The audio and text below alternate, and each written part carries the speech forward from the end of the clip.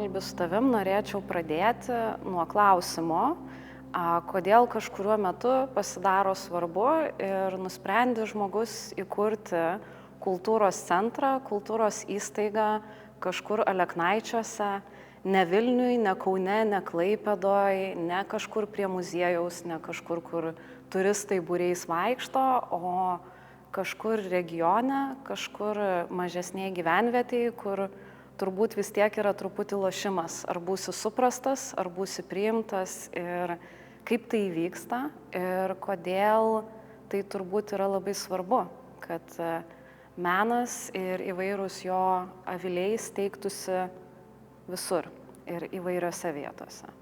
Kadangi 6 metus mes Aky arba Aleknaičių kaime turime kultūros centrą, kurį kūrėme buvusiai mokyklai. Tai aš dažnai paklausiu šitos savęs klausimų, dėl to, kad šitų klausimų gal bendrai, dėl to, kad jie leidžia šiek tiek pasitikrinti nuolatos, koks yra tavo santykis apskritai su paties ambicijom, su institucija ir su to pačiu regionu. Dėl to, kad šiuo metu yra labai labai paprasta, man atrodo, sukurti įvaizdį, kad tu kuri kultūrą, tu buri žmonės regione, tačiau nedaryti to nuoširdžiai, kas man atrodo yra fundamentas apskritai kultūros produkcijos kokybiškos, arba tai tiesiog yra tai, kas man yra įdomu. O Aky susikūrė labai netikėtai.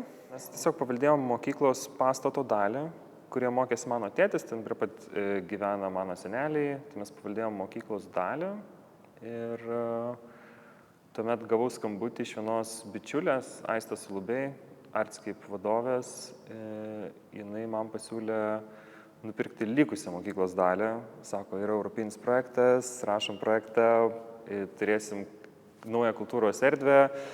Galbūt ten iki galo mes nebuvom susikristalizavę, kas tai galėtų būti, bet mes nupirkom per 40 dienų tą mokyklos likusią dalį iš savivaldybės, parašėm projektą, pinigų negavom ir tada likom su 500 kvadratų,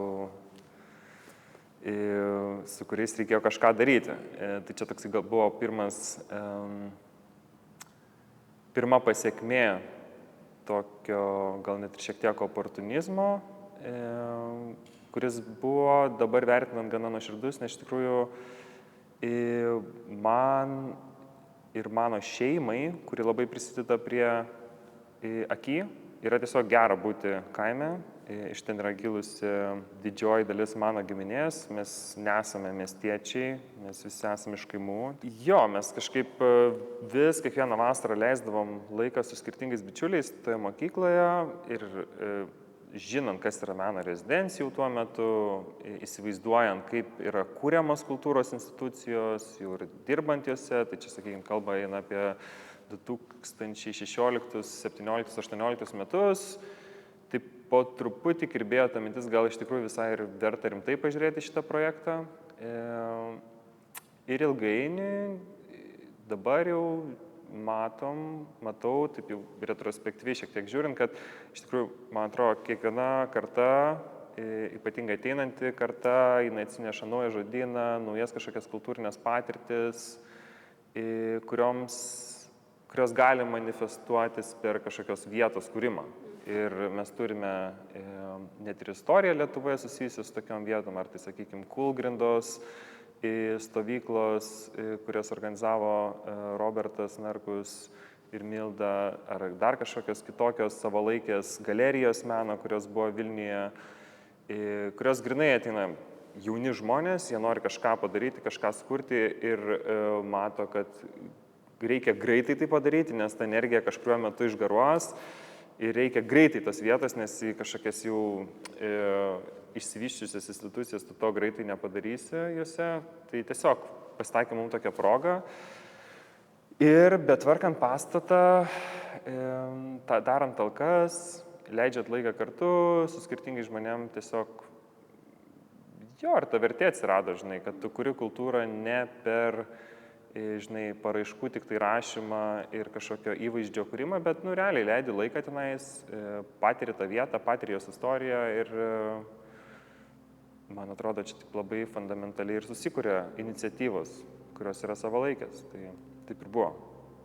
iš tikrųjų, dėl ko mes žengėme į tą akį buvimą kaip į tokį kažkaip stebinantį momentą, tai kad yra vis dar tas toksai tarsi supratimas, kad menas, kultūra yra būtent miestiškos kultūros dalis, ane? Tai dėl to, man atrodo, labai svarbu tai, kad tu pabrėži ir kilmę, ir kontekstą, nes toks platus įsivaizdavimas visuomeniai vis tiek yra, kad menas funkcionuoja kažkokioj urbanistiniai erdvėjai, galerijų patalpose ir jam reikia tam tikrų tokių tikrai miestietiškų sąlygų. Nors vis dažniau dabar, ypač šiuolaikiniame mene, šiuolaikiniai kultūroje yra atsigręžiama įvairiais būdais į tas vietas ir tas grupės žmonių, kurios turėjo visiškai išplėtotas ir kompleksiškas kultūras visą laiką šalia to.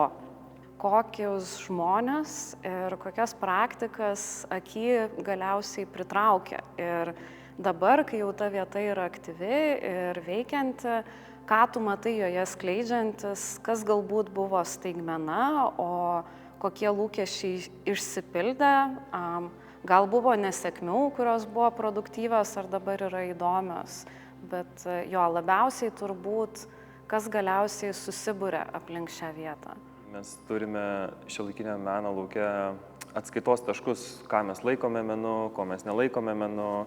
Mes turime galbūt ir trumpą tą institucinę istoriją, tai ir tos pačios kultūrinės išraiškos valdavimo sistemas, kurios yra, kaip pasakyti, jeigu žvelgiat giliau ir plačiau į žmonių kultūrą, jos yra gana trumpos. Kaip suprantu, tai žmogaus sąmonė anksčiau susiformavo ir jeigu mes matome kažkokius kultūros produktus kartu su apskritai senoviniam žmonių kultūrom, kad žmonės, jie buvo kūrybiški, jie kažkokiu būdu per kuriamus objektus, garsus, muziką, kažkodėl jie tai darė. Tai nebuvo kažkokios institucijos ar kažkoks galbūt simbolinis kapitalas. Mes nežinome iki galo, bet man atrodo, tame yra kažkokia galbūt evoliucinė reikšmė, nes tai yra tarp visų kultūrų žmonių ir ta savybė kurti, jinai yra tiesiog būdinga žmonių rūšiai. Tai man atrodo, turint tokį atskaitos tašką, galima gal kažkiek ir kontekstualiai pažvelgti ir į apskritai tai, kokią reikšmę mes duodam šiandien institucijom, kokią vertę joms duodame ir ar jos iš tikrųjų yra tos, kurios lemia tiek jau daug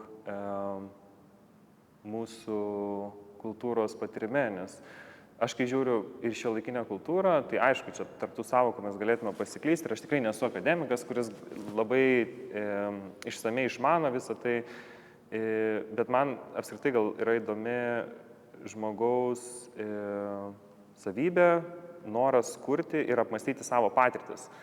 Ir apskritai kurti kažkokius simbolius, kurti kažkokius objektus, įvykius, kurie galėtų paliudyti taip, kaip mes jaučiame šiandieną. Bet tam, kad mes tai galėtume padaryti, reikia kažkokių sąlygų. Tai tarkim, sąlygų mes labai daug turime mieste, mes turime institucijas, mes turime švietimo įstaigas, kurios ruošia mus kaip profesionalus tai daryti. Bet sąlygas, kurias diktuoja kaimas, jo atmintis, galbūt ir miestiečių giminių patirtis, kurias aš tikiu, kad mes jaučiame kūne. Man atrodo, kad tų sąlygų kažkaip papildomas, tokių sąlygų sukūrimas ir papildomas dėmesys joms, jis gali papasakoti šiek tiek daugiau ir apie mus pačius, ir apie tai, kaip mes matome kultūrą net ir tame pačiame mieste. O kokie žmonės ateina į akį, kam tai yra svarbu, keičiasi. Iš tikrųjų, kiekvienais metais atsiranda vis naujų žmonių, kuriam tai yra smalsu, kuriam tai yra įdomu. Man atrodo, kad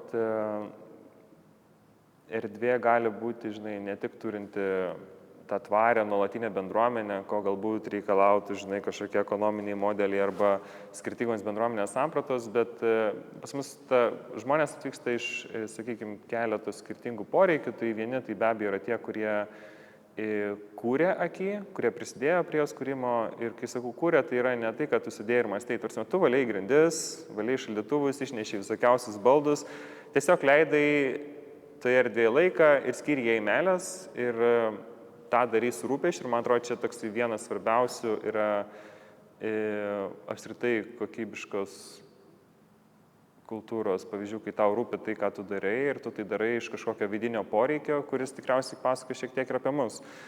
Tai va tie miestiečiai, mes miestiečiai atvažiavome į kaimą ir pradėjome ten valyti, tai viena grupė tokių žmonių, kita grupė, aišku, yra žmonių tų, kuriems yra įdomus tie diskursai, kuriuos aky siūlo propaguoti, tai yra užmiesčio kultūra arba tai, ką mes ją galėtume vadinti, sąlygos ir įvykiai, kurie yra būdingi regionams, tenais dirbantiems žmonėms, ar tai būtų kažkokios žaliavos, kurios yra lengviau prieinamos tenais ir galbūt apie jas mąstyti būtų logiškiau būnant tose teritorijose ir mąstant, kaip tos žaliavos yra naudojamos.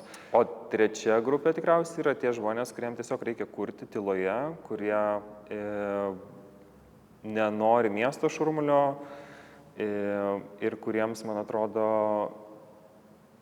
kartais faina atsidurti tokiai trumpalaikiai bendruomeniai, kur tu daliniesi buitimi su kažkuo, kur tu nesi įsipareigotas ten kažkaip jau per daug kažko rūpintis, bet tas grindis išvalai dėl to, kad visi kartu mes vaikščiosime prie jas ir yra tokia tarpusavio rūpesčio. Bet jo, tie žmonės, kurie tiesiog atvažiuoja trumpam pabūti, pasidžiaugti tą erdvę, kurti joje, įsikvėpti iš jos. Ir mes iš tikrųjų skatinam skirtingas bendruomenės atvykti į akį. Čia gal tokia irgi iš dalies svarbi ir mūsų strategijos dalis yra ta, kad tiesiog pakviesti žmonės, kurie yra suinteresuoti savo praktikoje permastyti erdvę, kurioje tu esi. Ir, pavyzdžiui, šokėjai, kūno praktikai, jie neišvengiamai, būdami erdvėje, jie ją jaučia ir tai veikia jų kažkokia išraiška, kuri nebūtinai galbūt yra susijusi su kaimu arba su užmiesčio teritorijomis. Architektai arba kraštovaizdžio architektai, tai tenais, jiems, man atrodo, šiaip yra išeiti įdomu iš miesto ir pamatyti, kas vyksta šiuo metu kaime, nes tai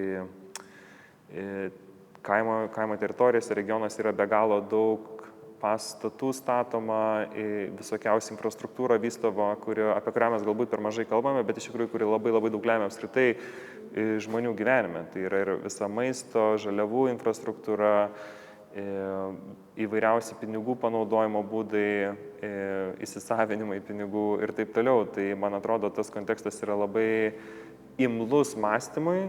Tiesiog nereikia bijoti pasiklysti jame ir, aišku, tikriausiai uodų nereikėtų bijoti, jeigu norite būti.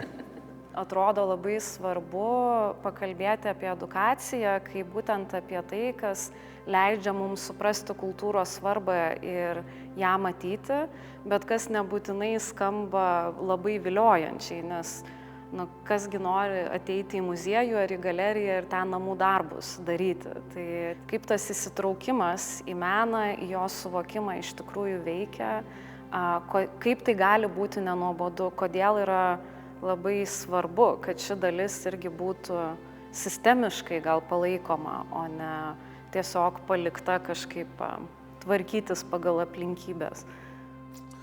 Jo, čia taip labai gerai ir taikliai įvardinai, man atrodo, tai kad leis man perfrazuoti, kad viskas su edukacija yra gerai, tik taip pat žodis nelabai geras. Jo, bet pati edukacija, mokymas arba programos, kurios kviečia kažkaip patirti save, susipažinti su kažkuo nauju, jos yra, man atrodo, labai labai dar jaunos Lietuvoje ir mes tą žinome irgi pagal kultūros ministerijos kvietimus įtraukti netgi ir etatus institucijas, kurios rūpintųsi lankytojų švietimu. Tai tos edukatoriaus pozicijas, jeigu mes, man atrodo, pažiūrėtume istoriją, kada tai atsirado Lietuvoje, kaip, sakykime, lūkestis iš institucijų, tai irgi būtų gana, nesenas etatas mūsų institucijose, tai, ir tai tikriausiai galėtume daryti tokią prielaidą, kad, ir Lietuvoje mes apie tai mažai esame kalbėję ir mes, tiesą pasakius, netgi neturime konteksto labai daug apie tai kalbėti, kaip apie, sakykime, valstybę, kuri turi kažkokią istoriją, kultūros edukacijos konkrečiai. Ir kitas dalykas, kuris man labai svarbus, yra tai, kad mes ilgą laiką, aš dabar nesu tikras, mes ir tikriausiai neturime programų, kurios ruoštų kultūros edukatorius universitetiniu lygiu ir elementariai tikriausiai dėl to, kad mes neturime ir daug profesionalų, kurie galėtų tai daryti. Tai daug dalykų yra paliekama institucijoms, pačioms, imkite, darykite edukaciją, kas tai yra, tai jūs jau išsiaiškinkit patys, galvodamas apie savo kolegas, kurie dirba kultūros lauke, aš kažkaip juos matau kaip žmonės, kurie visą savo gyvenimą skiria tyrinėti pačių save ir pastebėti tai, kas juos džiugina, kas jiems patinka, kas jiems yra įdomu. Ir tai yra jų darbas, tai yra jų darbas eiti į pasaulį atvirom akim ir ieškoti kažkokių mažų ar didesnių dalykų. Tai yra galimybė susipažinti su daugybė įvykių, daugybė medžiagų, daugybė visokių kūrybos strategijų, žvelgiant į jas kartu su žmogumi arba žmonėmis, kurie turi patirties tau jas pateikti.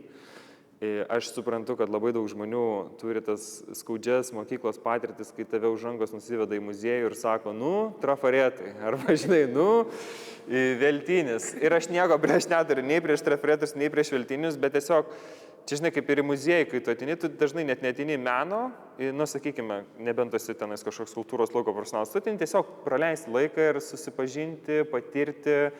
Bet tam reikia, kad institucija būtų pasiruošus tas patirtis teikti. Tai lygiai taip pat ir su švietimu, su viešom programom, jeigu tai yra daroma atsižvelgiant į tai, kad žmogus pas tave ateis, o ne tai, kad tu jiems labai nori kažką parodyti tik tai man atrodo, kokybė yra tiesiog neišvengiamas dalykas. Kai mes kalbam apie naujų kažkokių organizacijų ar institucijų, kurios neturi valstybės lūkesčių iš jų įkūrimą, tenais yra be galo daug improvizavimo. Ir man atrodo, tas improvizavimas, jisai yra ir savalaikis, nes jis kalba apie žmonės, kuriems reikia tos institucijos. Ir jisai suteikia daug manevro laisvės. Tai aš galiu pasidalinti, kaip aš tai matau, bet mes su komanda, kuri nuolat keičiasi, mes nesame irgi iki galo apšnekėję. Kas po to, kaip vėliau, kas tai turėtų būti. Jeigu taip trumpai ir drūtai, tai man atrodo, tokių nevyriausybinių organizacijų iniciatyvų, kurios jungia daug žmonių, sėkmė yra susidomėjimas sekančios kartos paveldėti ją ir norėjimas su tuo, kas jau buvo sukurta, dirbti. Tai man atrodo, čia būtų didžiausias lūkestis, bet kita vertus, man atrodo, kad, žinai, jeigu tam tikrų laikotarpių susikūrė tam tikros netgi ir trumpalaikės institucijos, kurios paveikia dalį žmonių kažkaip kūrybiškai, patirti save, man atrodo, tai irgi yra lygiai taip pat sėkmė. Dabar jau, sakykime, mes esam pakankamai išaugę žinomumo gal prasme, kad mums užtenka to, kiek mums užtenka dėmesio tiek, kad pas mus atvažiuotų žmonės, kad mes jau galbūt ir turim kažkokią institucinę patirtį, kurią galim pristatyti prašydami finansavimo kažkokią, bet to pačiu, man atrodo, nereikėtų išsigąsti ir tai, kad nebūtinai tai turi kažkaip didėti ir plėstis. Galbūt tai gali pakeisti kryptį. Galbūt gali tapti kažkuo kitu, gali transformuotis, bet man vis dėlto norėtųsi, kad mes skirtume tą dėmesį, daugiau to dėmesio pastebėti, kas tenais vyksta. Ne tik, kad žmonių gerbūvio sąlygų gerinimui, bet ir tiesiog suprasti, kiek yra ten verslo interesų, kaip tenais visokiausi miškai yra pjaunami arba nepjaunami, kokie yra argumentai ir ką tuos dalykus liūdinamas žmogus gali sukurti. Tai šitie man dalykai, atrodo, visai yra man svarbus. Vienoje iš praeito sezono laidų profesorė Giedrė Mickūnaitė yra pasakiusi, kad labai daug senosios kultūros artefaktų mus supa tik todėl, kad kažkokiu nerašytų sutarimų karta po kartos žmonių juos saugojo. Ir atrodo, šiandien kartais net suabejoja, ar tie nerašyti sutarimai yra iš vis dar perskaitomi. Kuo tokia erdvė kaip Aki ir panašios erdvės susikuriančios labai improvizuotai, nebūtinai tuose kontekstuose, kurie yra iš karto jom paruošti, išpurenti ir išpuoselėti, kuo galbūt jos yra svarbios būtent dabarties klimate ir iššūkiuose, kurie galbūt mus visus pranoksta. Gal nuskambėsiu ir gana naiviai, bet aš taip šiuo akimirką taip galvoju, kad Jeigu apskritai žmonija rūpinasi, žinai, vaikais, tu netgi, kaip pasakyti, ne intuityviai, o tavo kūnas jaučia, kad reikia rūpintis vaikais, tai yra ateitimi, kad kažkam tu perduotum kažką, kas tau yra svarbu. Tai man atrodo, tokios vietos jos leidžia išsigryninti, kas tavo kartai yra svarbu ir ką tu ateičiai galėsi palikti, kokį patirčių paketą. Ir jos galbūt neišspręs didžiausių įvykių pasaulyje, bet jos leis žmonėm, kurie susiduria su ta erdve, arba su tais meno kūriniais ar ta produkcija, tiesiog paliudyti gyvenimą ir galbūt netgi tokiu būdu, žinai, atiduoti pagarbą žmonėm, kurie kovojo dėl to, kad tu šiandien galėtum būti gyvas. Ir man atrodo, tame yra tam tikras irgi ir pagarbos jausmas, žinai, tam, kad, prieš tai buvusiam kartom, kad, tu stengiasi dėl to, kad tu patirtum gyvenimą kuo pilniau ir kad išmoktum iš jo pamokas, susikurdamas jų sąlygas pats savo jį patirti, kiek įmanoma, ir jas perduotum kitiems.